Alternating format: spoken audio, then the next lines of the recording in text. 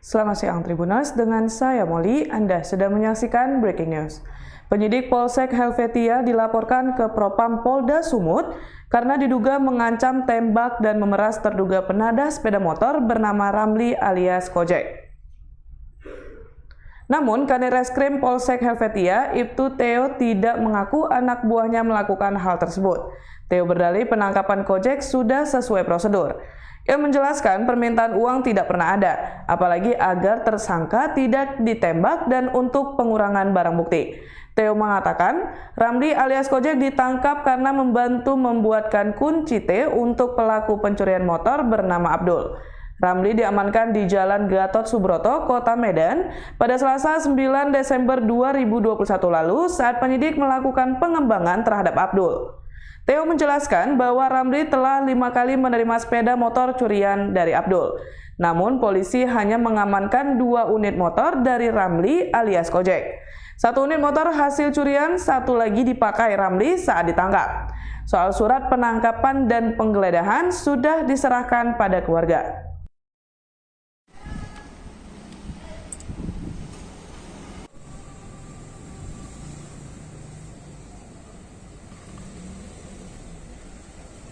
Ini sebenarnya mengambil berapa barang bukti, habis itu? Iya, besoknya kan saya jumpa lagi sama Pak Jeffrey. Disitulah saya jumpa sama suami. Suami udah ada di dalam. Waktu saya datang udah ada di ruangan Juper. Sini Juper, dia di tengah. Jadi saya masuk, dia udah duduk di situ. Yang saya lihat kakinya. Ya alhamdulillah, rupanya nggak ditembak kan gitu. Jadi, tapi kondisi badannya gimana? Itu yang buat saya terkejut. Apa itu? Gitu lihat muka dia, pipi ya. Dia duduk di sebelah sini, pipi sebelah kanan itu bengkak, bengkak merah, bengkak. Baru sini pun juga bengkak, ada sebelah sini dia bengkak, baru luka, baru tangannya ini juga bengkak, sini luka, mungkin ya karena jari ya, karena jari terlalu ketat apa gimana kan, bengkak, baru sini pun lecet, sini tangannya. Jadi kata Jupernya Bu, pada saat itu berapa yang dicuri suami? Itu terus tadinya belum ke situ karena lihat dia bengkak, saya tanya kok bisa kayak gini. Nah itu yang saya tanya, kok bisa kayak gini ya, sambil nangis lah saya waktu itu kan. Udah nggak apa-apa bilang suami saya itu. Kalau itu yang abang tanya tadi kan, dia bilang Pak Juper itu Pak Kompli, bukan Pak Jeffrey, itu Pak Kompli yang. Oh beda lagi nih? Iya itu Pak Kompli ini yang ngomong sama saya. Kompli sendiri nggak salah. Itu ngomong suami ibu udah melakukan kejahatan, udah menerima barang dari si Abdul ini. Dari si Abdul ini udah 5 unit, udah 5 kereta katanya kan. Jadi di situ suami saya bantah, nggak 5 Pak, 3 katanya gitu kan. Ya apapun ceritanya memang itu udah kejahatan lah kan bang. Cuma yang 2-nya lagi itu dia gade kereta kan, tapi udah ditebus sama si Abdul ini. Yang 3 inilah. Habis itu?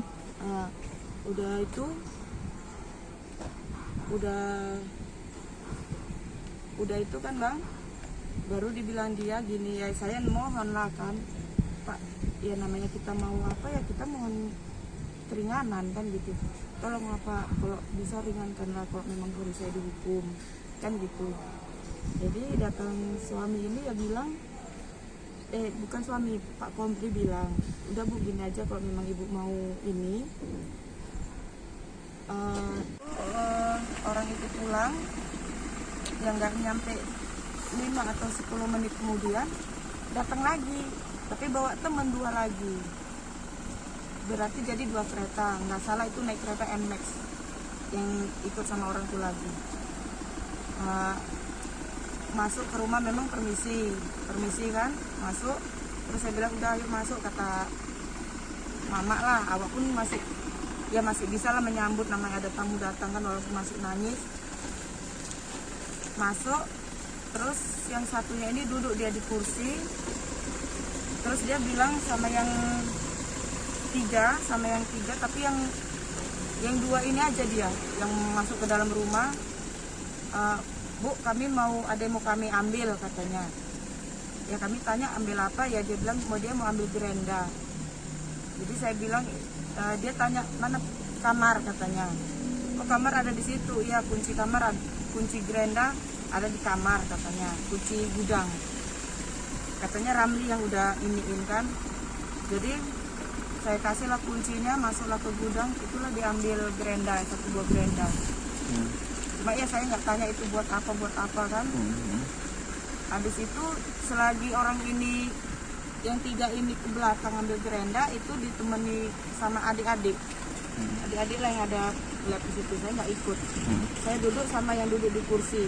Jadi selagi orang itu di belakang buka gudang, saya sama yang duduk di kursi ini.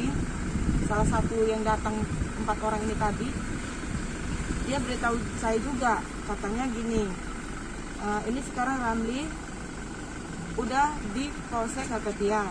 Itu juga yang dibilang dia kan,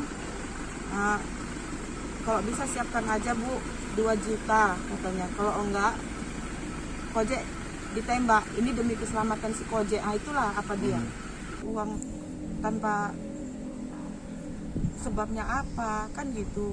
Yang kedua pun dengan katanya mau didor apa, itu apa enggak bertubi-tubi rasanya, ini bingung, sakit. Aku nggak bisa mengingat itu ya.